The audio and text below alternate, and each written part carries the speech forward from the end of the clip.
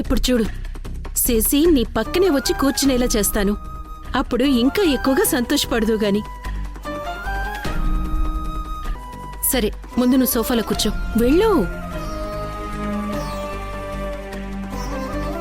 7 6 are 42, 7 7 are 49, 7 8 are 56, 7 9 are 63, 7 10 are 70, Sissy? 7 1 are 7.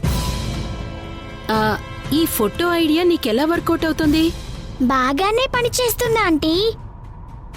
అప్పుడే నాకు 6th table కూడా వచ్చేసింది. 7th టేబుల్ కూడా స్టార్ట్ చేశాను. అలాగా, నువ్వు సూపర్.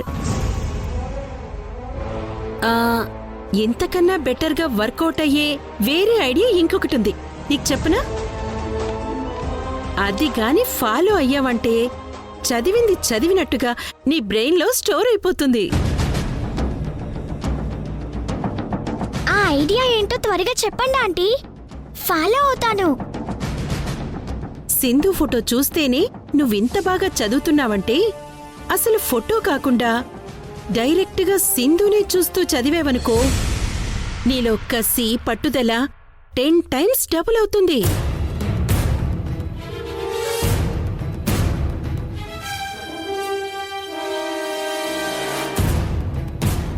అప్పుడొక టేబుల్స్ ఏంటి, అన్ని సబ్జెక్ట్స్ వచ్చేస్తాయి. అవలీలగా చదివేయగలవు. ఏ సబ్జెక్ట్ అయినా రేపు నేర్చుకోవాల్సింది ఈ రోజే నేర్చేసుకుంటావు. ఈ రోజు నేర్చుకునేది ఇప్పుడే నేర్చేసుకుంటావు. అవునా? అప్పుడు క్లాస్లో నువ్వే ఫస్ట్ అవుతావు. స్కూల్లో నువ్వే టాపర్ అవుతావు. Yes yes yes. ఏమంటావు? కరెక్టే ఆంటీ. డైరెక్ట్ గా నా కళ్ళతో ఆ ఎనిమిని చూస్తుంటే మీరన్నట్టుగానే నా కసి పట్టుదల డబుల్ అవుతాయి. చూడు, సింధు హాల్లోనే కూర్చొనుంది. వెళ్ళి తన పక్కనే కూర్చొని తనని చూస్తూ చదువు. అప్పుడు నీ కసి ఇంకా డబల్ అయిపోతుంది. వెళ్ళు. Okay aunty. వెళ్ళు వెళ్ళు.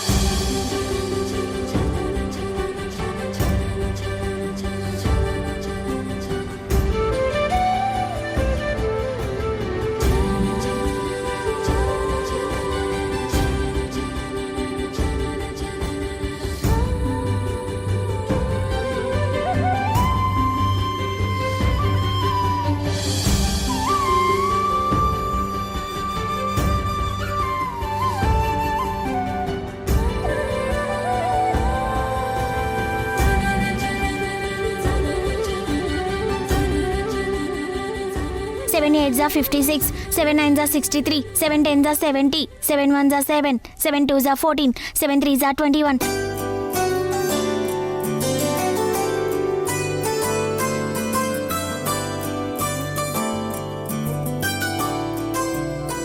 ఋషి, ఏం హోంవర్క్ చేస్తున్నావురా?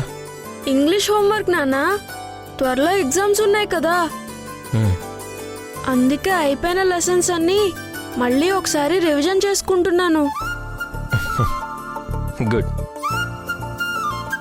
శశి కూడా నీలాగే చదువుకునుంటే ఎంత బాగుండేదో.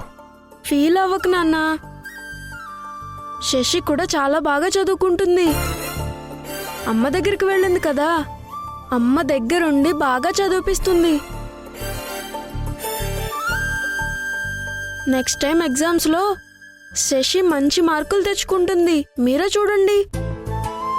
నిజంగా శశికి మంచి మార్కులు వస్తే ఫస్ట్ హ్యాపీగా ఫీల్ అయ్యేది నాన్నగా నేనేరా. 7 1s are 7, 7 2s are 14, 7 3s are 21, 7 4s are 28, 7 5s are 35, 7 6s are 42, 7 7s are 49, 7 8s are 56, 7 9s are 63, 7 10s are 70, 7 1s are 7, 7 2s are 14. Shashi ఇలా బుద్ధిగా చదువుకోవడం చూస్తే యష్ చాలా సంతోషపడతాడు. ఫోటో తీసి యష్కి పంపిద్దాం.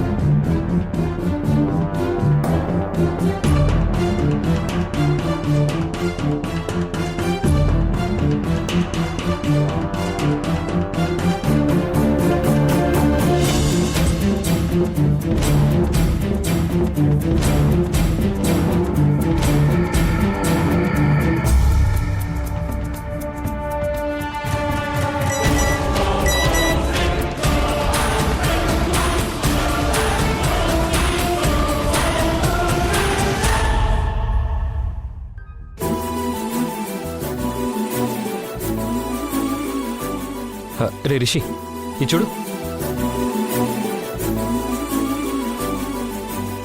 అక్కడ శశి ఎంత చక్కగా చదువుకుంటుందో. ఇదే కదరా నేను కోరుకుంది. నేను చెప్పాను కదా నాన్న, శశి చదువుతుందని. ఇదంతా అమ్మ గ్రేట్నెస్సే. అమ్మకి కాల్ చేసి థ్యాంక్స్ చెప్పండి.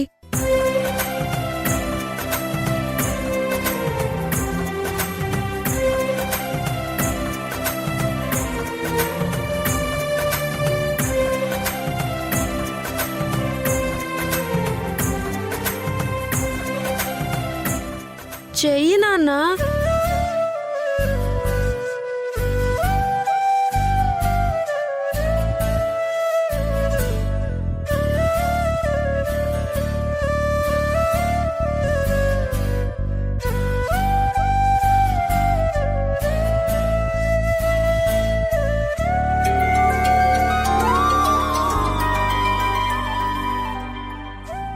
యష్ శశి ఫోటో చూసినట్టున్నాడు, అందుకే కాల్ చేస్తున్నాడు.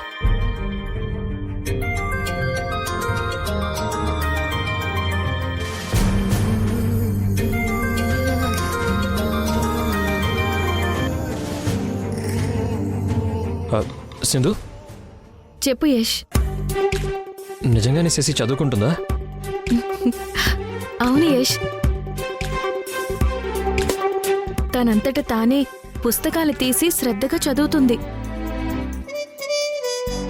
నేనేమీ ఫోర్స్ చేసి చదివించడం లేదు. థ్యాంక్స్ సింధు. థ్యాంక్సా? దేనికి? అదే నా కూతుర్ని బాగా చదివిస్తున్నావు కదా, అందుకు. నీకే కాదు, శశి నాకు కూతురే. తనని చదివించడం అమ్మగా నా బాధ్యత కూడా. శశి విషయంలో నాకున్న టెన్షన్ని తగ్గించావు సింధు. టెన్షన్ దేనికి? ఛాలెంజ్లో ఓడిపోతానన్న భయంతోనా?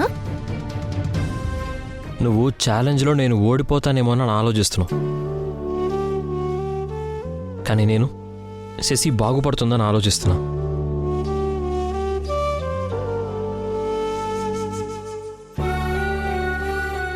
శశి మంచి దారిలోకి రావడమే నాకు కావాల్సింది.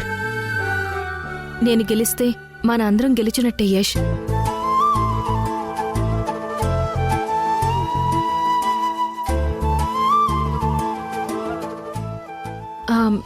శశికి ఫోన్ ఇవ్వమంటావా యష్? తనతో మాట్లాడతావా? వద్దు వద్దు వద్దు, తనని చదువుకొని డిస్టర్బ్ చేయొద్దు. ఉంటాను సింధు.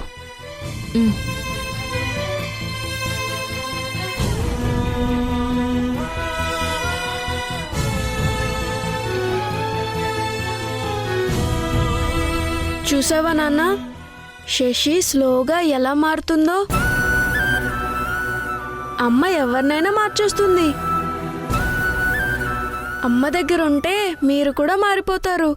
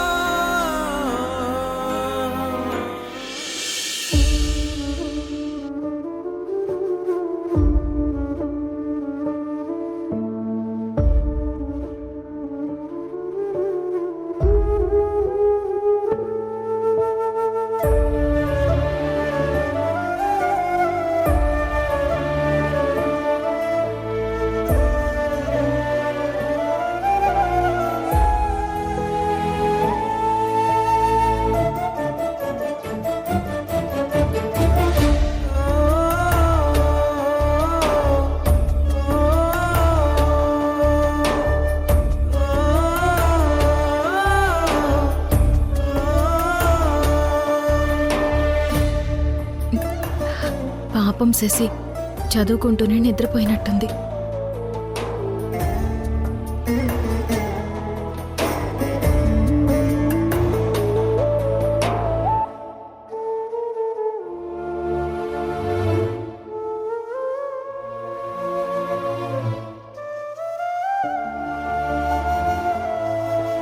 శశి ఇంత గట్టిగా పుస్తకం పట్టుకుందంటే చదువు మీద తనకి ఎంత శ్రద్ధ పెరిగిందో అర్థం అవుతుంది.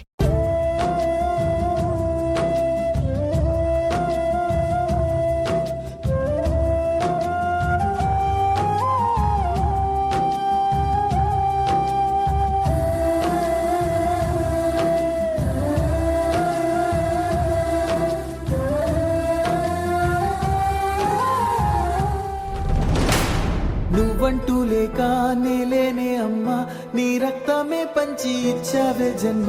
నా నుదుటి పైన తొలి ముద్దు నువ్వే, తొలి ముద్ద నువ్వై నా కడుపు నింపావే.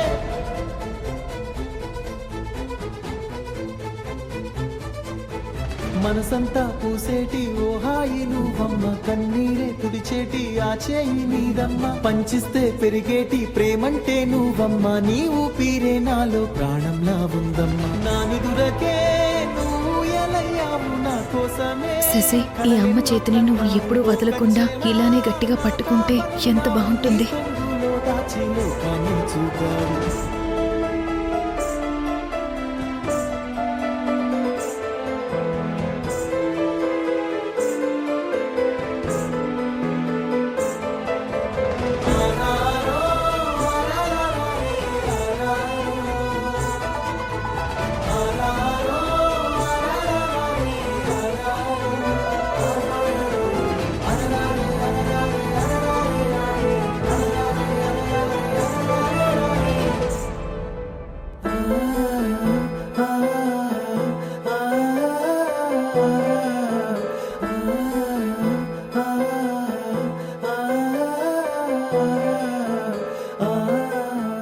అమ్మా, నీకు దూరంగా ఉండాలంటే కష్టంగా ఉందమ్మా.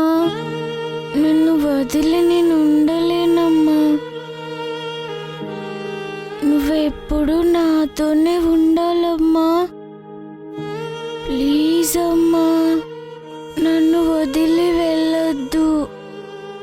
శశి ఇంకా ఆ సంధ్యని అమ్మలా ఫీల్ అవుతుంది. శశినైతే మార్చి మంచి దారిలో పెట్టగలను, కానీ తన మనసులో అమ్మ స్థానాన్ని ఎలా సంపాదించగలను? నన్ను శత్రువుగా చూస్తున్న శశి నేనే తన అమ్మని అని భావించేలా ఎలా చేయగలను?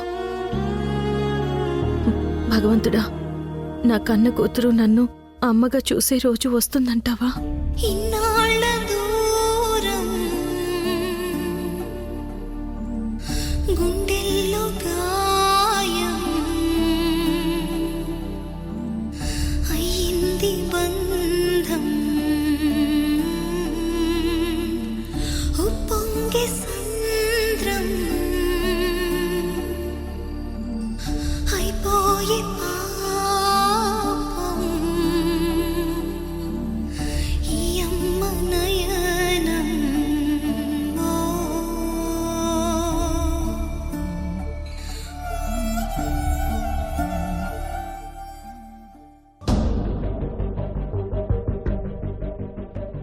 గుడ్ మార్నింగ్ మరిది గారు. గుడ్ మార్నింగ్ వదిన. ఏంటి వదిన ఇలా వచ్చావు? ఇక్కడే నా ఆఫీస్ స్టార్ట్ చేయమన్నారు కదా, మరి నన్ను ఏ క్యాబిన్లో కూర్చోమంటారు?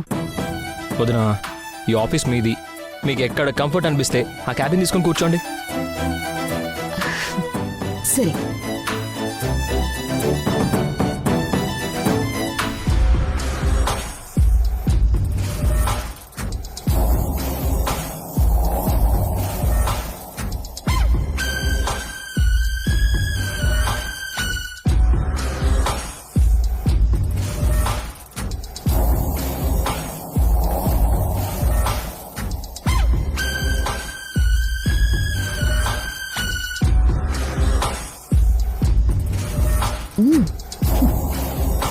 ఈ క్యాబిన్ చాలా బాగుంది, ఇది ఫిక్స్ అవుదాం.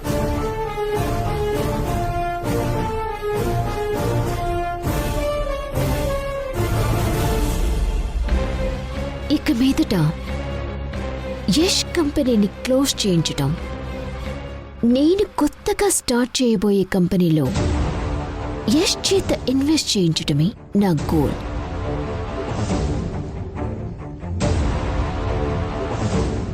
సింధు, నాకు రావాల్సిన అడ్వాన్స్ అమౌంట్ రాకుండా చేసావు కదా, ఇదే ఆఫీస్లో నీకు నిలువ నీడ కూడా లేకుండా చేస్తా చూడు.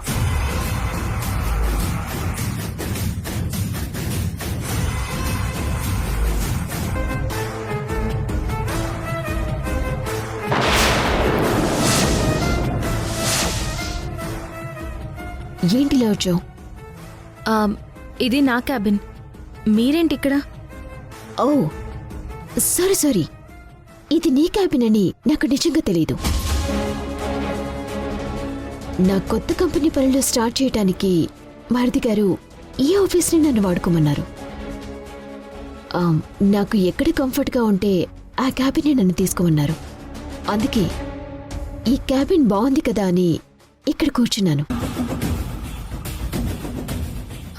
సారీ, ఏమీ అనుకోకు. పర్లేదు, మీరిక్కడే ఉండండి. యశ్ చెప్పింది నిజమే, ఇది మన కంపెనీ, అంటే మీ కంపెనీయే కదా. మీకు నచ్చిన చోటు ఉండే అధికారం మీకుంది. ఒక్క నిమిషం, నేను నా సామాన్లు తీసుకుని వేరే క్యాబిన్లోకి వెళ్తాను.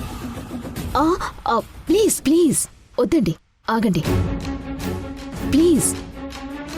నేనొచ్చి కొన్ని రోజులే కదా అయ్యింది. నాకు ఆ ఇంటి విషయాలు ఇప్పుడిప్పుడే కొద్ది కొద్దిగా తెలుస్తున్నాయి. మన పరిచయం గుళ్ళో గొడవలతో స్టార్ట్ అవ్వడం వల్ల నా మీద నీకు తప్పు అభిప్రాయం ఏర్పడుండొచ్చు.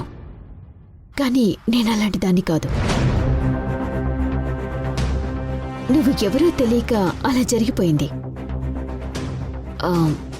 ముందుగా నీ గురించి నాకు తెలుసుంటే నీ ముందు నేనలా ప్రవర్తించుండేదాన్ని కాదు. గుళ్ళో జరిగిన దానికి సారీ. నేను ముక్కుసూటి మనిషిని, అందుకే అలా నీతో మాట్లాడాను. నువ్వు యశ్ కలవాలన్నదే మావయ్య గారి ఆశ.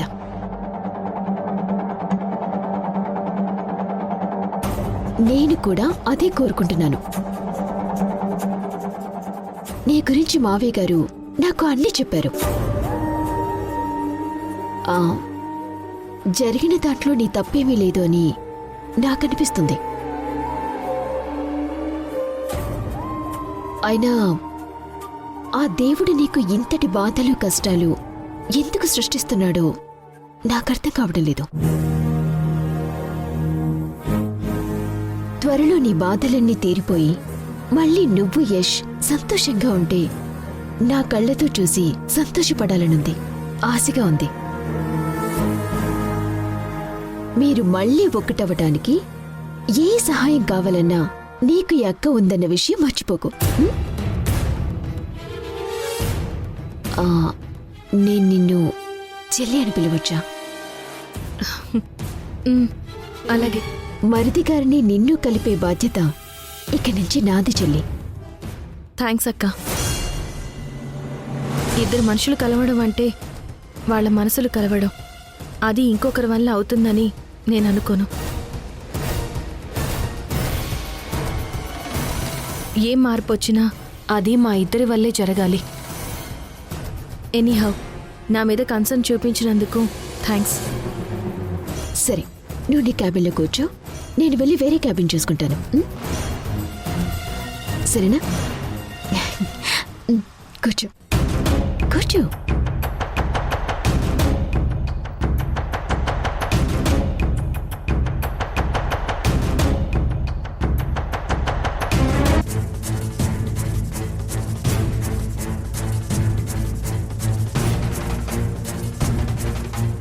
సింధు, ఏంటి యశ్? అసలు ఏం చేసావు సింధు? నాకు ఇప్పటికీ చాలా ఆశ్చర్యంగా అనిపిస్తుంది. ఏ విషయం? అదే శశి విషయంలో. శశి మా దగ్గర ఉన్నప్పుడు ఎంత ప్రయత్నించినా, బతిమలాడినా, భయపెట్టినా పుస్తకం తీయడానికి తెగ చిరాకు పడేది. ఏదో మొక్కుబడిగా చదివేది.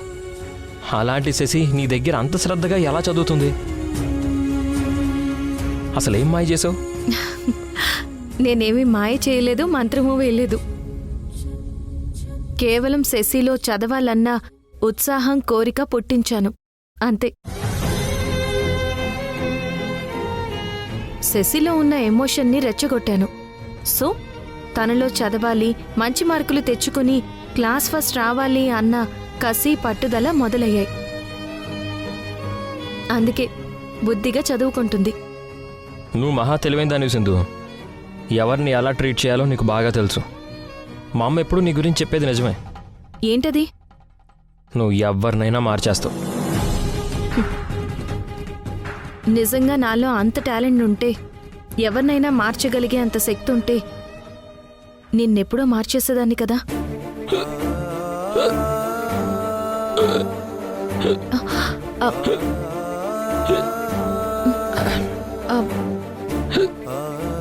యష్ తాగు.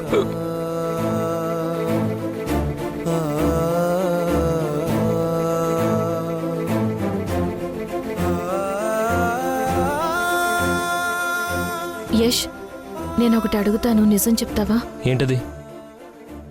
సంధ్య మెళ్ళో తాళి కట్టడం నిజంగా నీకిష్టమేనా?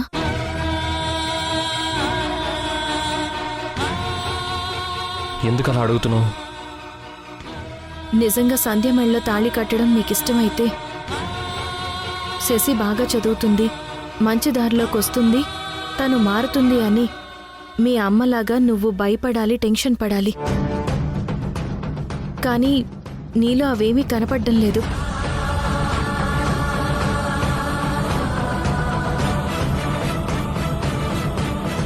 వాళ్ళిద్దరూ నా పిల్లలు. కాదు నా పిల్లలే. నా పిల్లలు. కాదు నా పిల్లలే. ఆగండి ఆగండి ఆగండి. అసలు ఎందుకు గొడవ పడుతున్నారు?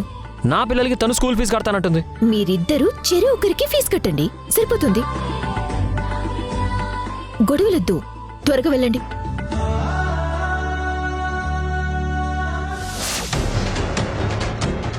చెప్పు మధు. సింధు మరిది గారు ఇద్దరు కలిసి స్కూల్కి వెళ్తున్నారు. ఏంటి, యష్ మళ్ళీ సింధుతో కలిసి వెళ్ళాడా? సింధుని మనం పిల్లల పేరెంట్స్ ఇద్దరం కలిసి వెళ్లి ఫీజు కట్టాలి అని ఫోర్స్ చేసి మరీ తీసుకెళ్ళింది. నేను ఇప్పుడే స్కూల్కి వెళ్ళి దాని సంగతి తేలుస్తాను.